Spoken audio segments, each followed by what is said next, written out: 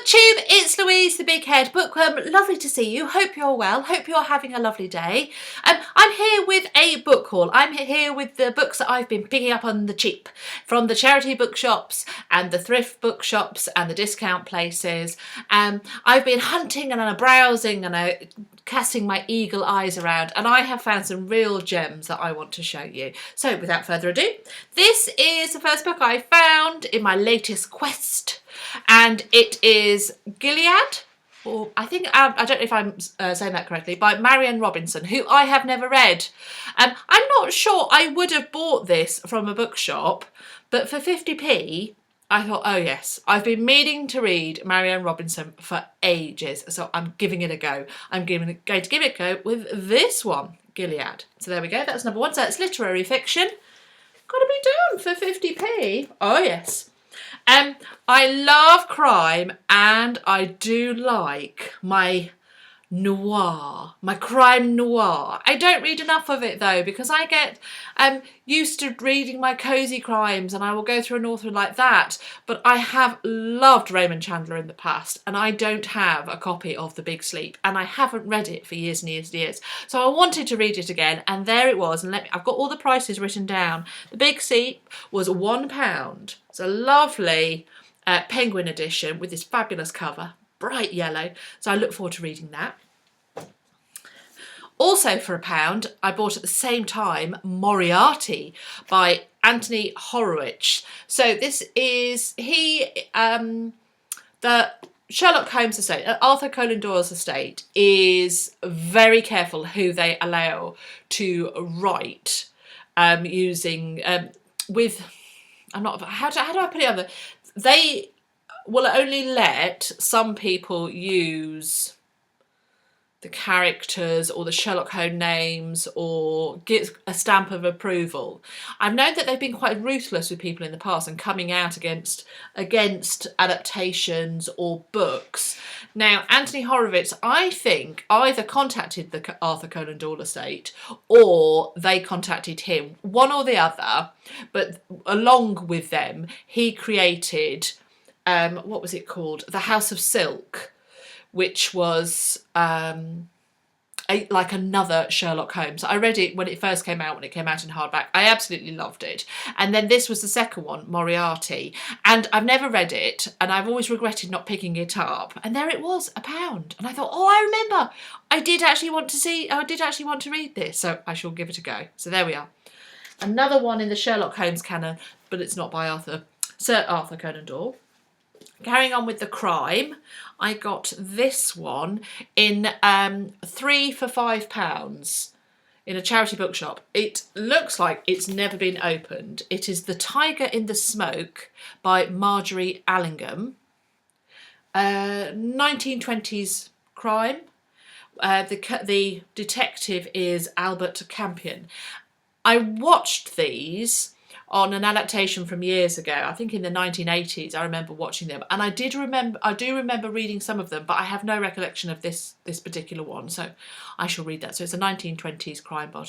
It was always Agatha Christie or Marjorie Allingham. So you're one or the other. You liked one or the other. So I'm willing to give this a go to see, because of course we know Agatha up there is always my queen, but I'm willing to give other people a go.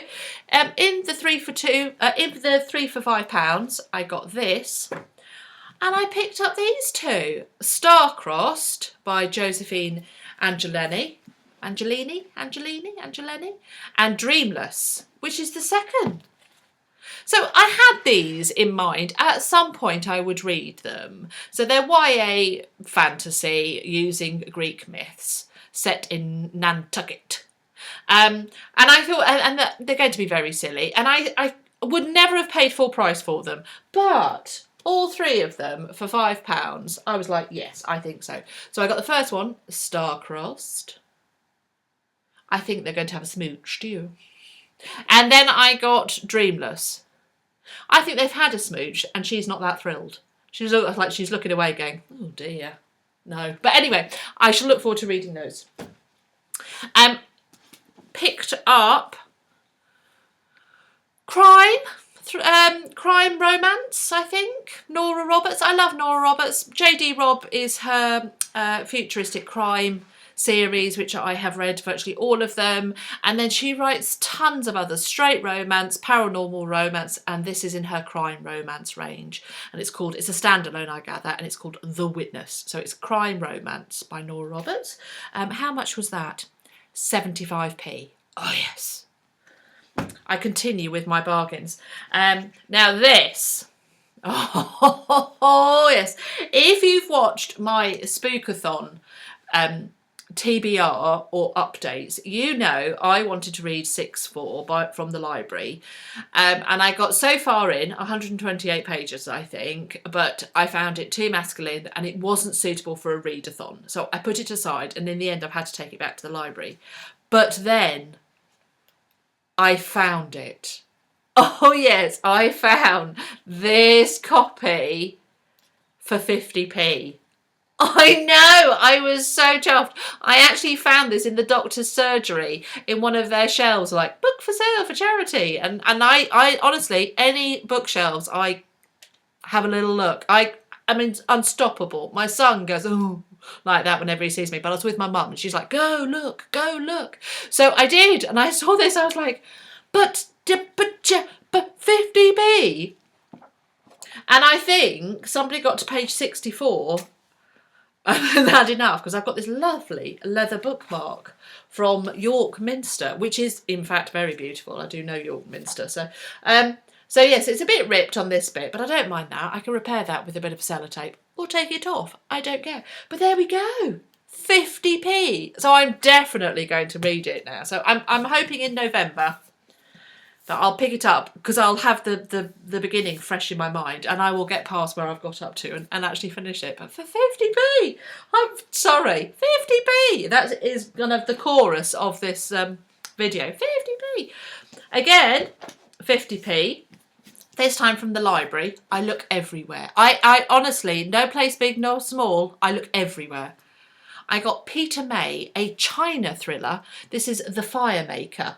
Now, Peter May, I always confuse with Peter James, who is a solid crime writer, but Peter May does crime thrillers, and he has a series that is set in China, and this is number 1. Now, the number 4 is everywhere in the supermarkets being discounted, but I thought I shouldn't start at number 4.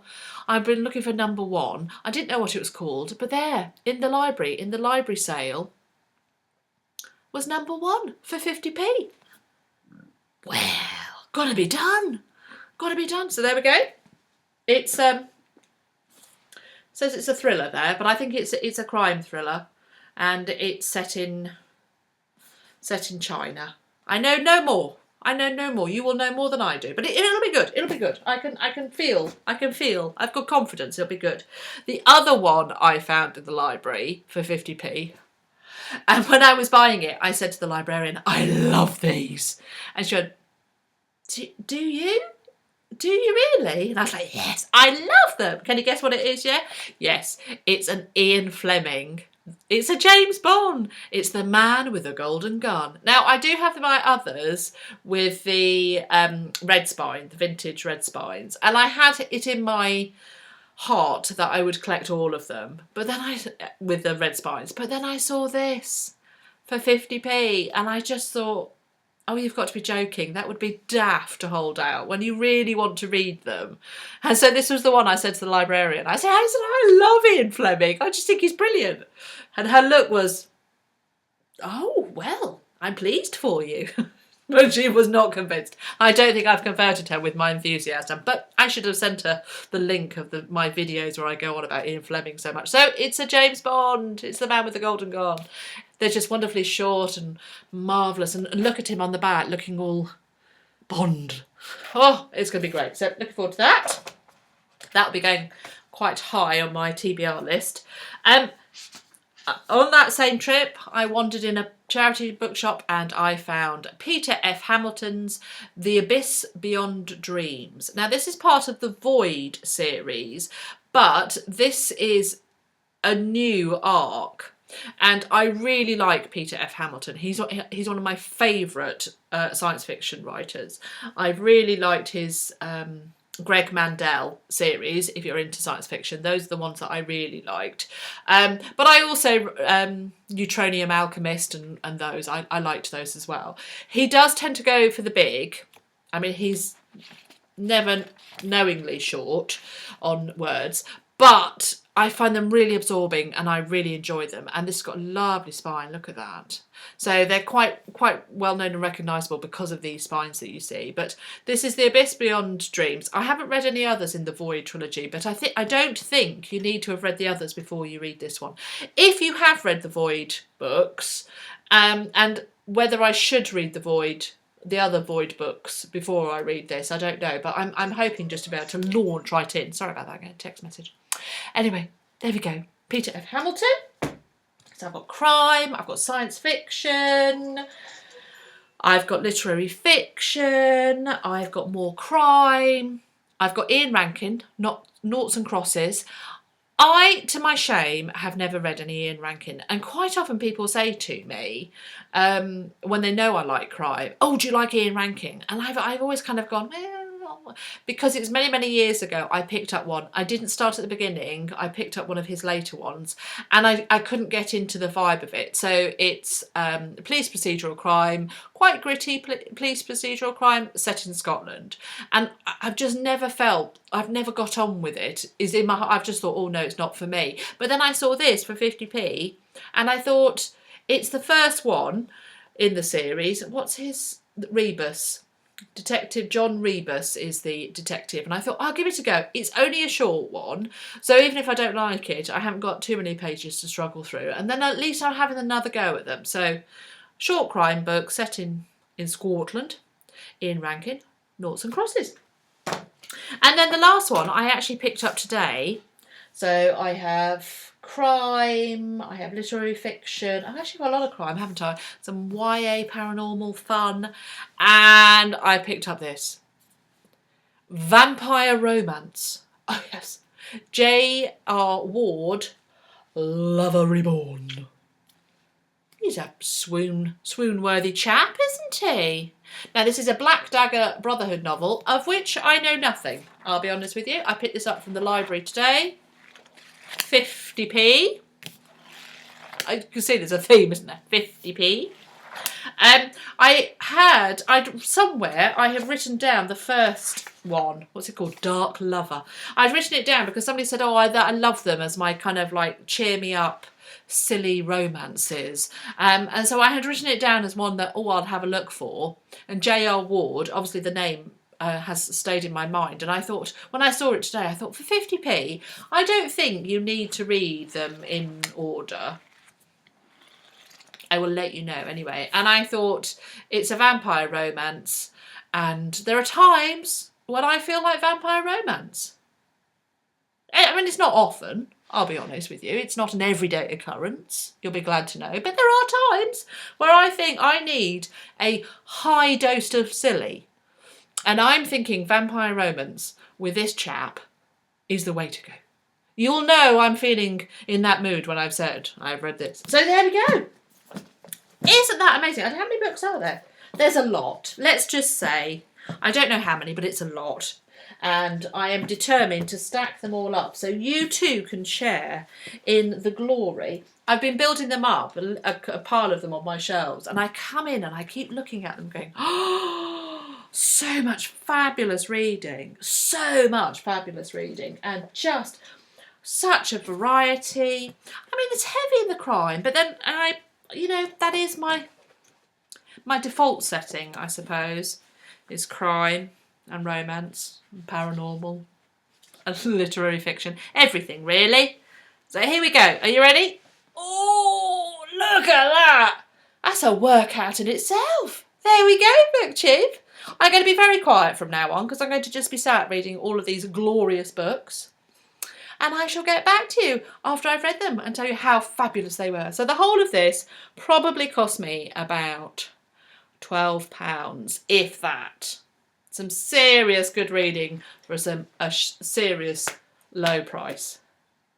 It's been lovely, BookTube. I've been away too long, and don't be a stranger. You get in contact with me. I look forward to speaking to you in the comments, and let's do this again, shall we? Bye!